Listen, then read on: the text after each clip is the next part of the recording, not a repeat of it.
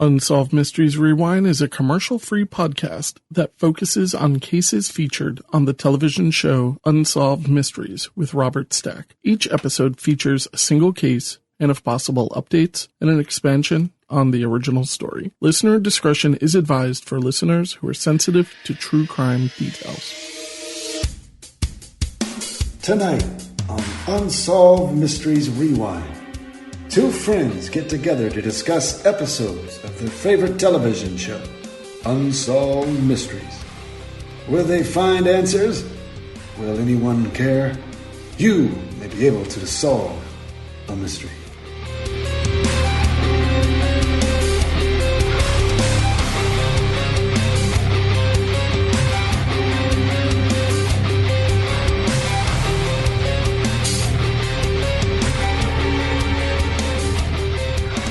This is Mark, and you are listening to Unsolved Mysteries Rewind. Today I have discussing some very creepy, a very creepy story is Catharine. How are you doing, Catharine? I'm good, Mark. How are you? I'm doing really well. We are talking about a story that brings us back to 1987 in February. Actually, the story kind of jumps around a little bit. But for the most part, this story takes place in 1987, in the winter, February, in Horicon, Wisconsin. Do you want to talk about the basis of this story? So this is actually considered a missing segment. It's not included in the Amazon release of Unsolved Mysteries in 2017. According to a Reddit AMA, John Cosgrove and Terry Dunmure did upon the 2017 release of Unsolved Mysteries, they said, we have a legal staff that keeps track of these cases to make sure that we do not infringe on anyone's rights. Sometimes a statute of limitations on a case has passed. We always try to be as respectful as we can be to the people who were featured in the segments. So I thought that was an interesting way to start, but we are talking about the Tallman house. Dun, dun, dun. This is one that was off my radar until I read it.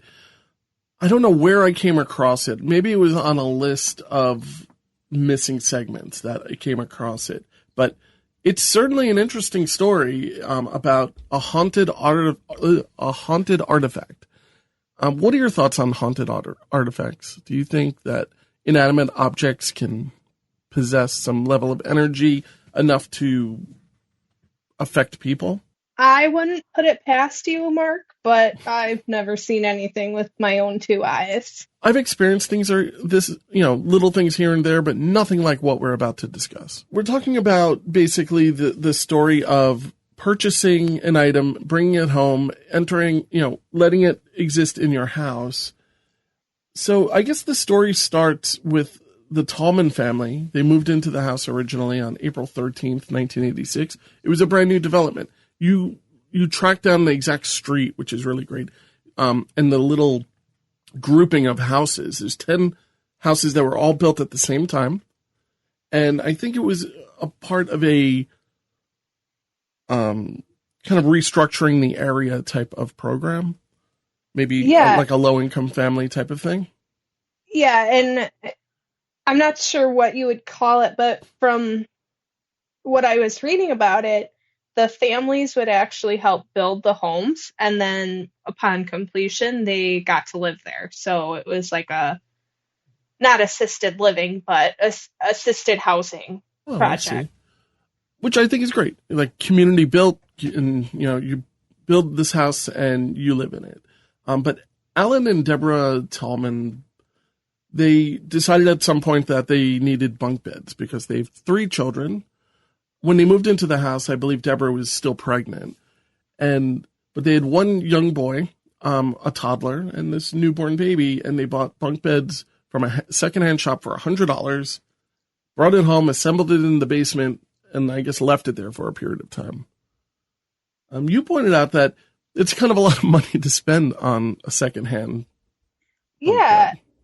I Googled it, And from IKEA, a new one runs about $230 in today's money. Yeah.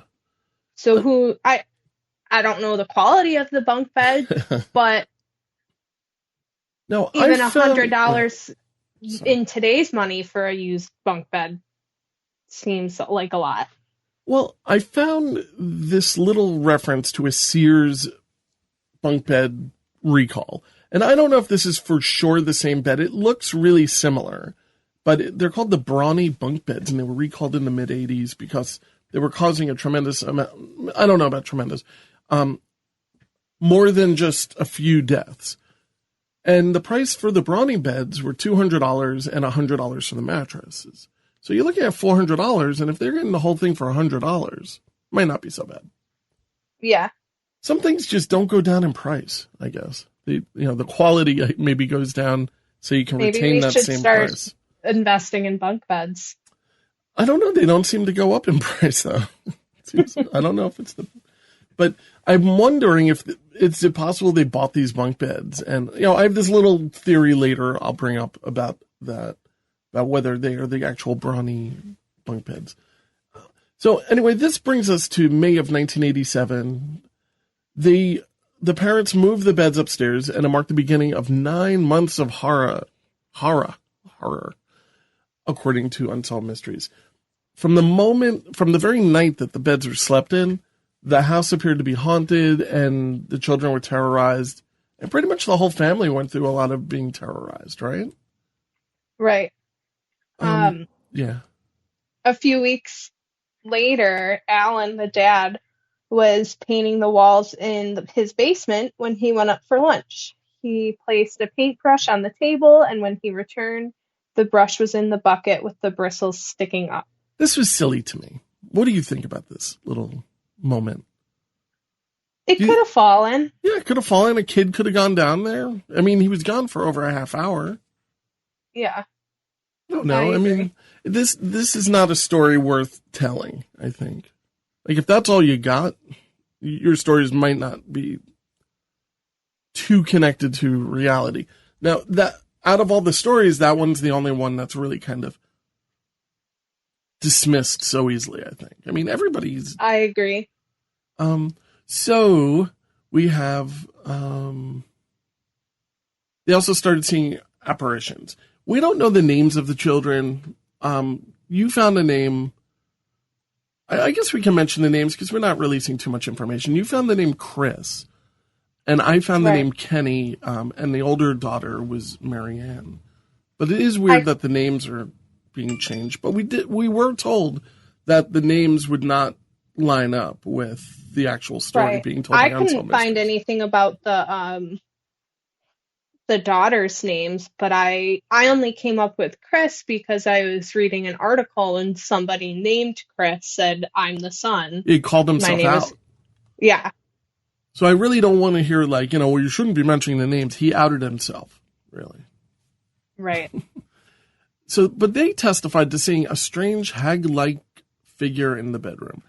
And Kenny's description of the figure appeared in a local newspaper. And in a small town, that's going to really blow up. Did you ever have anything like that happen around where you live where somebody claims to see an apparition and maybe everybody kind of drums up a little bit of craziness? No. It's not common, I think. There's a little downtown area in my hometown, and there's the haunted winery. Mm-hmm. Do you have a legitimate haunted house that maybe you, as a young Catharine, would on Halloween night go with some friends to drive by, that type of thing? I never did, but there was an old insane asylum that people would go to. Oh. Yeah, that's kind of creepy. Here on Long Island, we have all these things, of course. We have the Massapequa Hell House. We have the Poltergeist house that isn't it. Aren't you right by the Amityville Horror House too? Yeah, and Amityville Horror House is still there and still looks very similar to the movie. And we've got a lot of stuff here on this little island. So and this is something that will drum up a lot of attention. You know, the Massapequa Hell House is a good example of kids wanting. Massapequa Hell House is just a house in the middle of the suburbs in a town called Massapequa, and it stands out because this house looks nothing like the houses that it's surrounded by. There's a wrought iron fence that surrounds it. There's a hearse in the driveway. The house is painted red. The sidewalks are painted red. They have candles lit in the windows. And it's surrounded by houses that you could easily put in the movie Edward Scissorhands. So it's really just like, what is going on here? They even have barbed wire surrounding the backyard. Very strange. Weird. Very strange house. And it's one of these type of situations that very often teenagers will go on Halloween night and go up to the door or something like that, or go as close as they can to show their courage. But nonetheless, this probably turned into something like that from what we learned, because it's a small town. There's not much to do. So they did bring in the family pastor after the daughter saw a red-eyed witch behind her door. Wayne Dobrat. Reverend Wayne. Felt the presence of evil inside the house. What did you think of Reverend Wayne? I thought he was kind of a small part of the story. Really? I thought that he brought a lot to it. I felt he seemed pretty serious about what he was talking about. I say that because I paid more attention to what I found after watching the story, but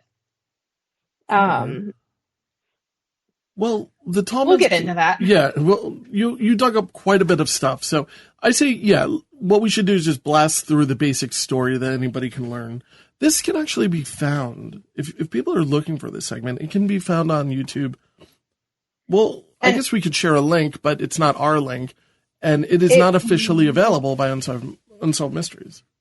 It was on a DVD release, though, because the YouTube link that we watched had like the DVD intro and a Tallman House heading.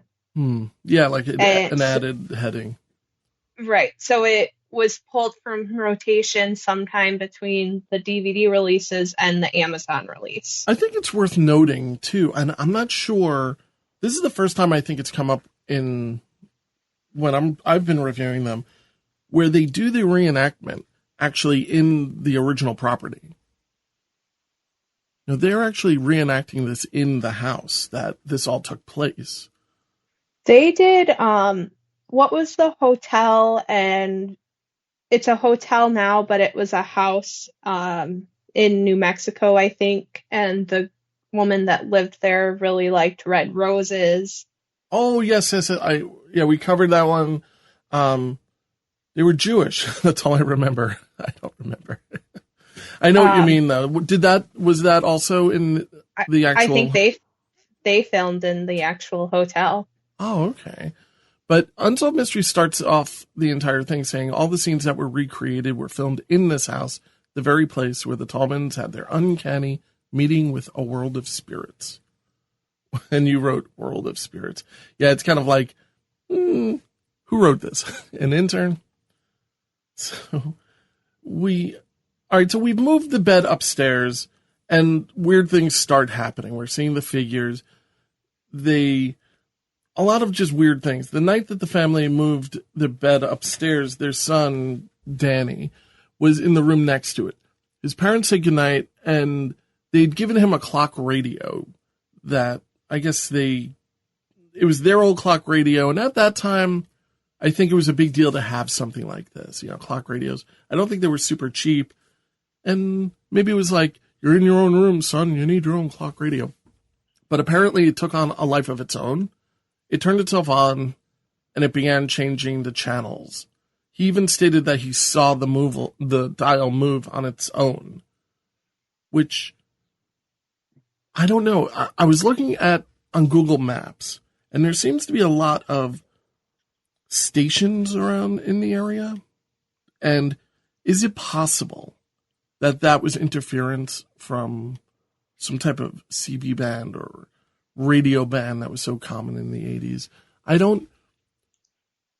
Also, we don't know why did the parents get a new clock radio? Was there something wrong with it? Would it just randomly turn on maybe? I don't know.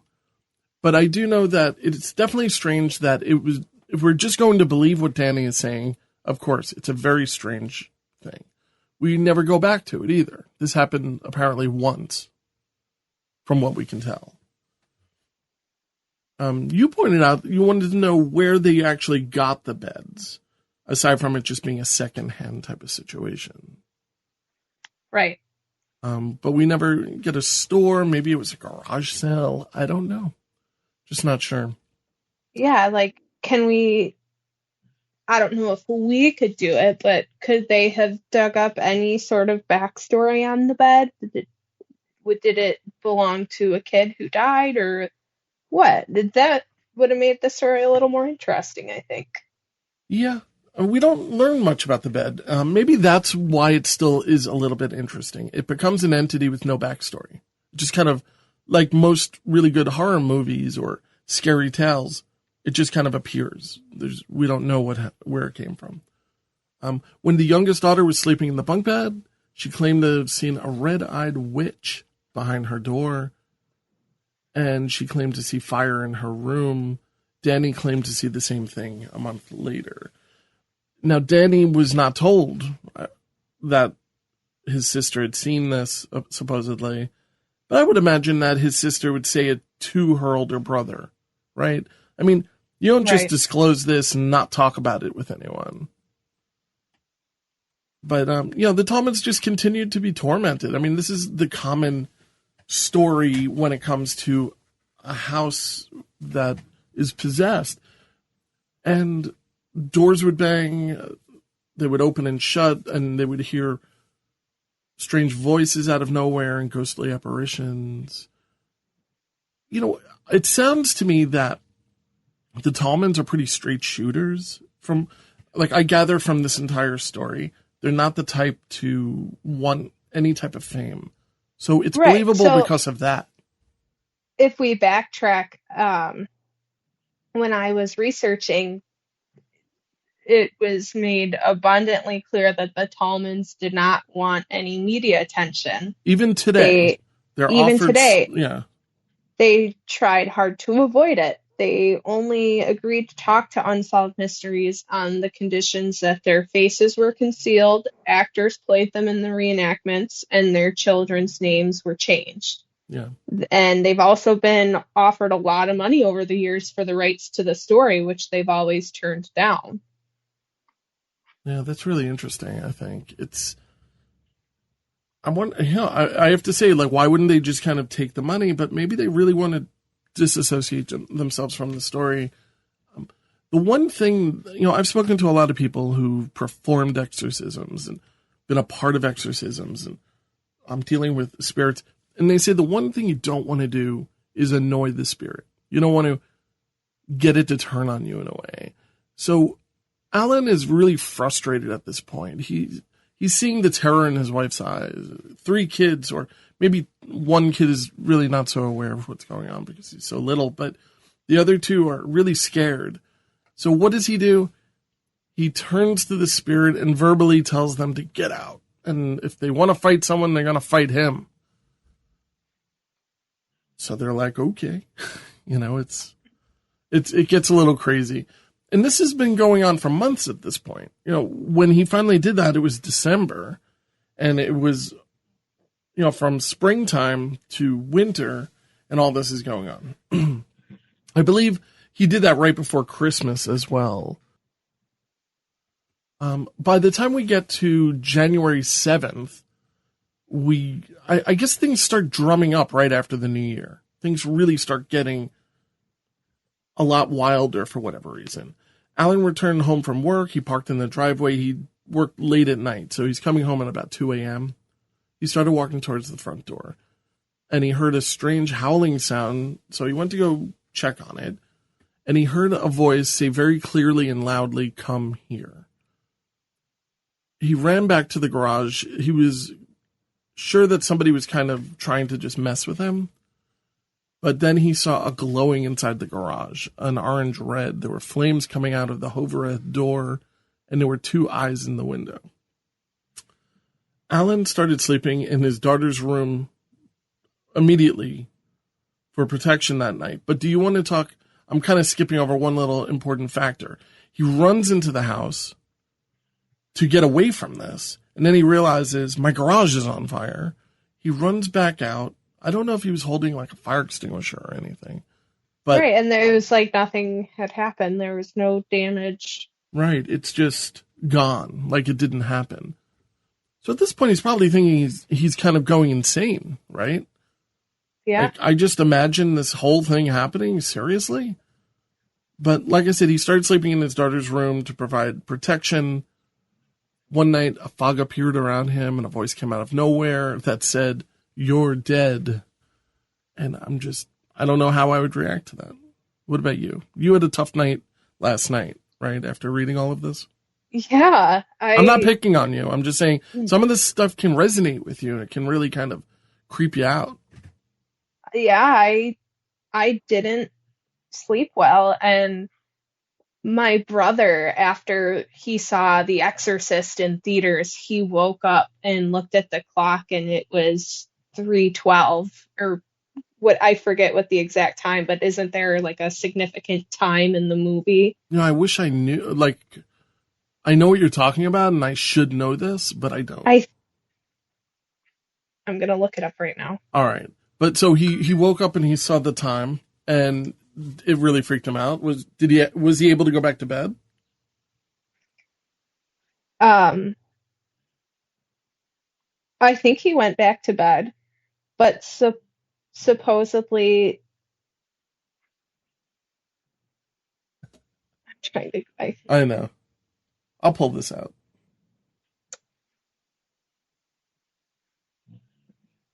I don't remember there being a clock, personally. I think I've never seen the movie all the way through, but I think The Exorcist was performed at like 3:12 a.m. or something. But he woke up, looked at the clock, and it was that exact time. I'm looking for it too. I'll find it. It's got to be something. You might be confusing it with a different horror movie. Okay. So I woke up in the middle of the night. I was like, I'm not going to look at the clock. I'm not going to look at the clock. I'm not going to look at the clock. So I just laid in bed with my eyes closed, and then Jared's alarm finally went off, and it was 6 a.m. So I was like, okay, the devil's gone. Surprised you didn't go and hang out with your dogs or something. Yeah. Yeah, it's easy to get creeped out. You get the heebie-jeebies, so to speak, and once you get them, you can't get rid of them until like you wake up and the sun's up, and you're like, it's a new day. So all of this weird stuff is happening. You're hearing a voice saying you're dead, and Debbie then called the pastor because of what happened. I guess the pastor was really taking them seriously too, which I really respect. So on January 11th, Alan was working late and asked a relative to watch the girls. His relative was a complete skeptic until what happened that night. And supposedly the same horrible figure that the children had seen came out and showed itself to the relative. But this time it let out a tremendous blood-curdling scream. Debbie then told the relative to get the kids together, and they're leaving the house forever. I'm kind of jumping ahead with my next statement, but there's so much more that kind of went on the next several weeks. The Tallmans actually somehow complained enough about this that the loan company that held their, I think it was about $50,000, that held the loan, actually took the house back after 2 years, which this is just very strange. Farmers Home Administration is the company, and they just took the house back and resold it, which I just don't. just something there is missing. Because a loan company doesn't take back houses because it's quote unquote haunted. Have you ever heard of anything like that? No, and you're a little more well versed in real estate law than I am. Very little. But Very I little. but I found that interesting as well. So Well, that did they take back the loan and then destroy the bunk beds, or vice versa? well, it says here that George Berger, chief of state at the Rural Housing Program, said that the final details would be worked out to take the home. He said the couple will sign over the title and relinquish all equity in the house. I mean, that's drastic. Berger said under normal circumstances, his agency requires borrowers to test the market before it accepts title to homes, but exceptions are allowed, and this was one of the exceptions. The Tallmans bought the home in November of 1986, and they paid about $50,000, and they'll lose about $3,000 in this entire deal. But they were glad to just get rid of the home. This is why I think there's more to the story. I say we just continue telling the story because do you want to talk about what happens a couple weeks after they leave on January 21st? This is where things kind of start getting a little bit crazy for the town.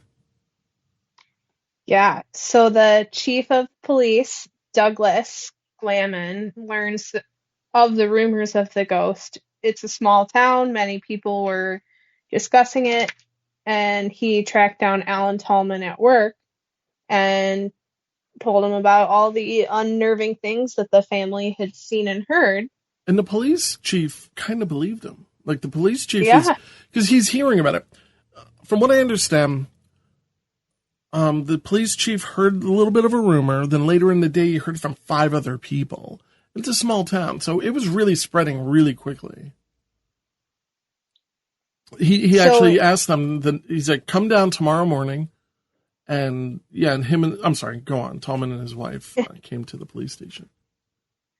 So the chief promised to search the house and protect the family from the press and the public as best he could. But they had already left at this point, which is it's all fine and great that he wants to investigate now. But it's been almost 2 weeks since they left.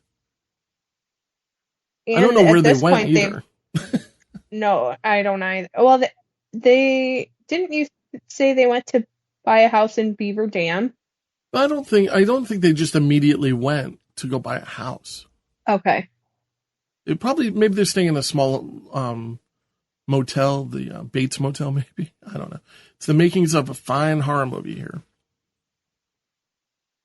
But late that night, Glaman and his men were nearly overwhelmed because you tell one person and that person tells a person, and the entire town had basically gotten together to check out this house. Small, little, tiny 3-bedroom house.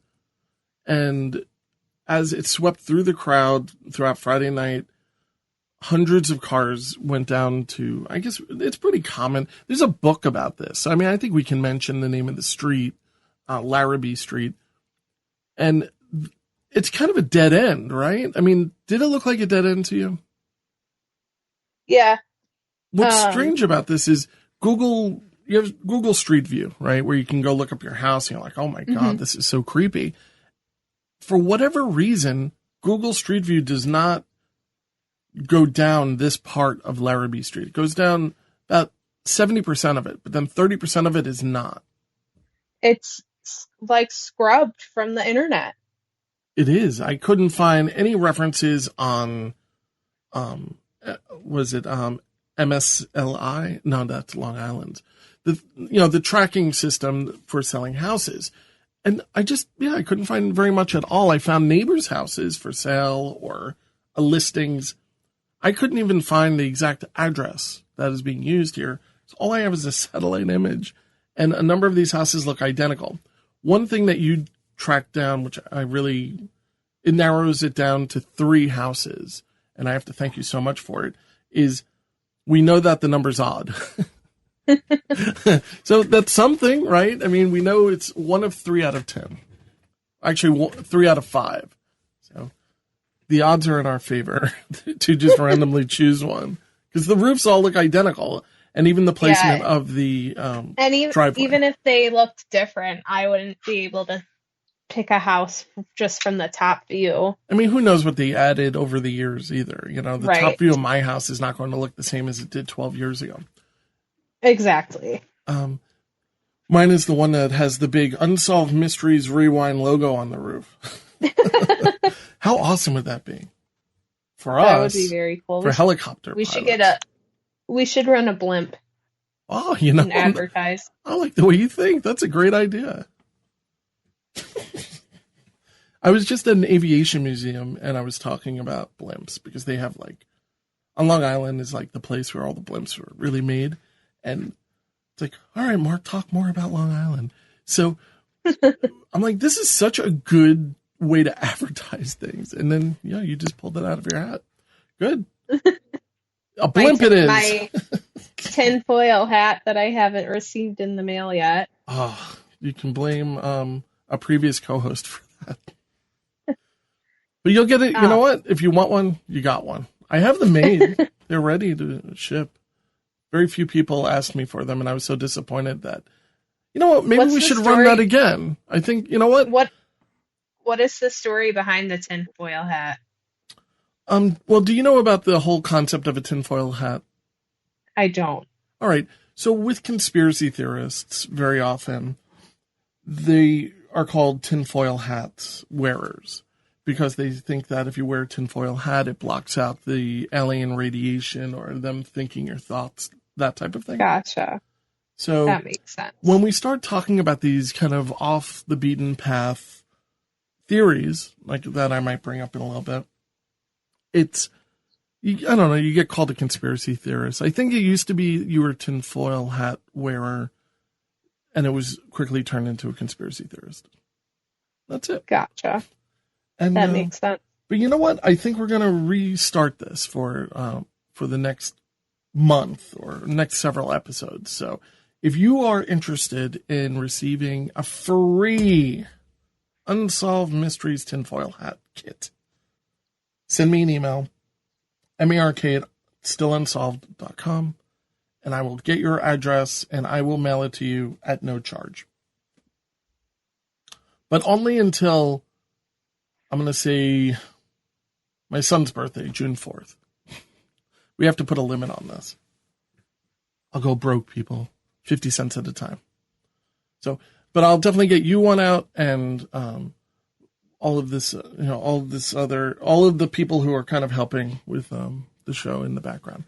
But nonetheless, moving back to the Tallmans, they go to the police station, Tallman and his wife, and Chief Glaman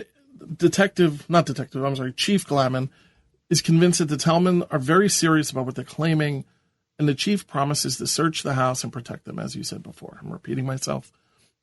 Late that night, after they were overwhelmed and the people are kind of coming, and there's hundreds of cars on Larrabee Street, people are jumping through the yards. They're looking at the house from backyards of other houses. They're climbing over fences, peering through windows. There was even somebody who showed up drunk, and they said they were going to exorcise the house, which I just thought was really kind of interesting. Then on January 25th, Reverend Dobratz decides he wants to return to the house to see if he could touch upon any of the demonic entities that may be inhabiting it. Do you want to talk a little bit more about that? Yeah. So the chief was he was a skeptic, but he was also sure that the family had experienced something traumatic. So he accompanied the minister along with two other officers, and they were looking for recorders, projection devices, or anything that could prove that the Tallmans were victims of a prank, and they found nothing. Yeah, and they moved out. They moved, and on April 1988, a new family moved into the Tallmans' home and have recorded no haunted experiences whatsoever. And that's it. That's where really the story ends. What do you want to talk about what happened to the bunk beds? I don't know why we are only focused on the bunk beds. That's another thing that I'm not really sure about. I was also very curious of that because it seemed like they weren't haunted before they even moved them upstairs and started getting slept in, because they moved into the house, bought the bunk beds, had them in the basement, and then when they brought them upstairs is when the hauntings began. Mm-hmm. Anywho, they burned them and buried them in a landfill where no one will ever build on. Yeah, and I couldn't find any landfills around, so I'm going to bet that landfill had something built on top of it. But they kept it a secret. The burial site of the bunk beds is kept private. Yeah, I don't know. There seems to be a lot of weirdness here, right? When it comes to, I guess maybe in a small town, they can be this dramatic with a small story like this. Right. Is it possible that the Tallmans didn't want this house anymore? And they bought these bunk beds, they realized that they're recalled, and they try to get, they try maybe to get them to return them, or they get annoyed, or something happens where they need to cook up a story to get rid of this house. So they just don't want to live here anymore. So what they do is they cook up this story with these new bunk beds. And I mean, it's possible they learned about this loophole and the mortgage company takes the house back and all they lose is $3,000 and they can just move on. I mean, losing $3,000, of course, in mid-'80s money isn't great. It's not ideal, but it's far cheaper than losing, committing to the next 28 years of a mortgage. So I don't know. I mean, it just doesn't, to me, this doesn't seem so cut and dry. But no, I agree. So is it possible though that they found a loophole and that they took advantage of the loophole and it took on a life of its own? They didn't expect all of this craziness with the whole story. And then they're thinking, well, look, let's just distance ourselves from the entire situation because we really don't need more investigation into our made up story. And I'm not saying that it's not possible that this is 100% true. It just seems really kind of perfect that they even knew the artifact was haunted. I mean, it could be anything, right? I mean, couldn't it be a bag of groceries then? Maybe they had a hex on them. I'm not sure. I think it's a fun story. I think that it's really entertaining. I do believe that objects can possess energy.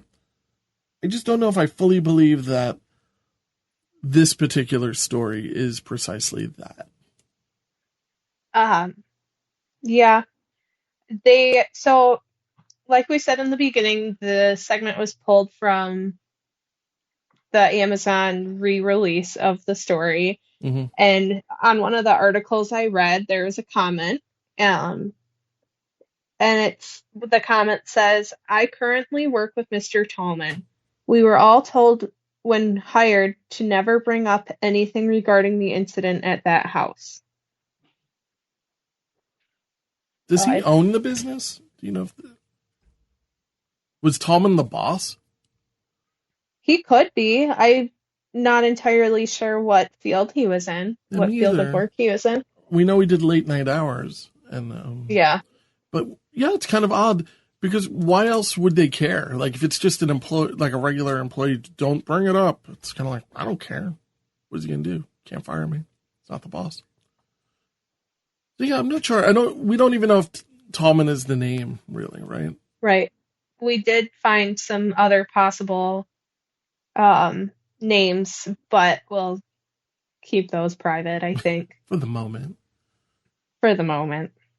But yeah, it's a fun story. Cult of Weird has a great article about it. They show photos of the actual investigation. That I clicked on that and I couldn't bring myself to look at it. Really? But this really resonated with you. Yeah, and I usually kind of blow over ghost stories. I kind of take them with a grain of salt, but for whatever reason, Yeah, this one resonated with you. it had a picture of a link and a picture of the actual bunk beds, and then police files and photos of the Reverend and the chief investigating the house, and it was just really scary to me. Yeah, it made it more real, maybe. The photos are also kind of really poor quality. They were like your 1980s cheap 110 film. People who are older might know what I'm talking about. Where it's shot on a little tiny little piece of film. It's usually very overexposed. For the most part, all of their photos had kind of an orange tint to them. Yep. No, I do remember that.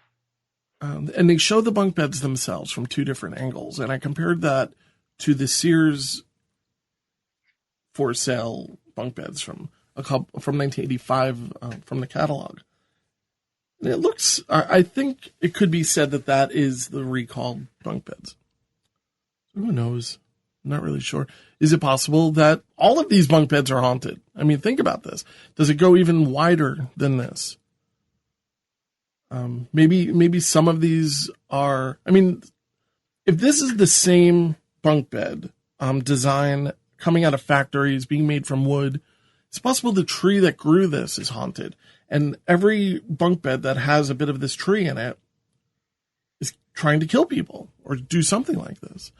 It's a crazy idea, but if we're going to, go down a rabbit hole believing in a haunted bunk bed, why not? I mean, it's made of a living material or a once living material. Does that scare you more? Catherine's never going to buy antique furniture, people. No secondhand bunk beds for you. But Catherine, thank you so much for all of the research that you brought to the table today. I really appreciate it. Tonight we have been confronted with an entire catalog of unexplained and unsolved events. Tune in next time as Unsolved Mysteries Rewind discusses another collection of unsolved mysteries. Until then, we can only look and wonder.